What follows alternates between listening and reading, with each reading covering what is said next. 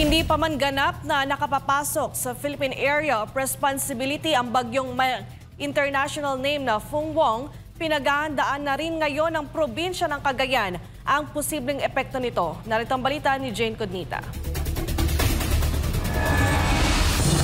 Aabot sa Super Typhoon category ang bagyong may international name na Fungwong, na ngayon ay nasa labas pa ng Philippine Area of Responsibility or PAR.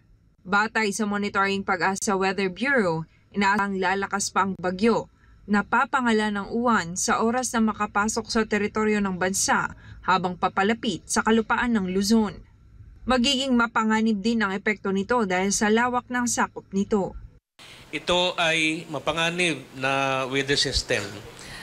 Dahil sa kanyang malawak na sirkulasyon, ito ay may radius na more than 700 kilometers. At strong intensity, one is likely to bring destructive winds, intense to torrential rains, and dangerous storm surges. Conditions that can lead to widespread flooding, landslides, and severe coastal inundation in vulnerable areas.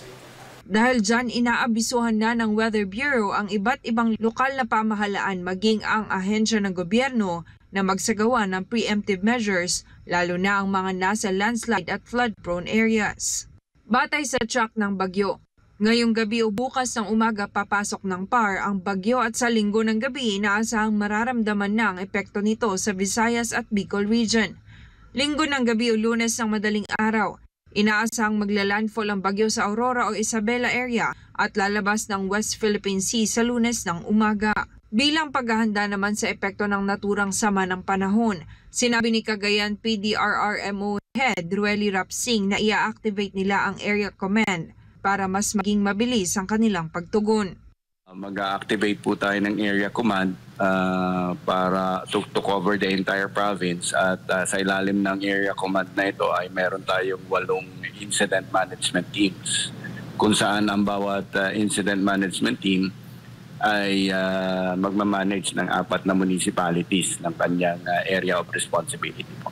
Bukod dyan, naka-coordinate na rin anya ang mga local DRRMO at naka-activate na ang mga Purok Disaster Brigade sa lahat ng barangay. Nakanda na rin anya ang probinsya ng Cagayan na magpatupad ng preemptive at forced evacuation oras na magtaas ng alerto ang Office of the Civil Defense.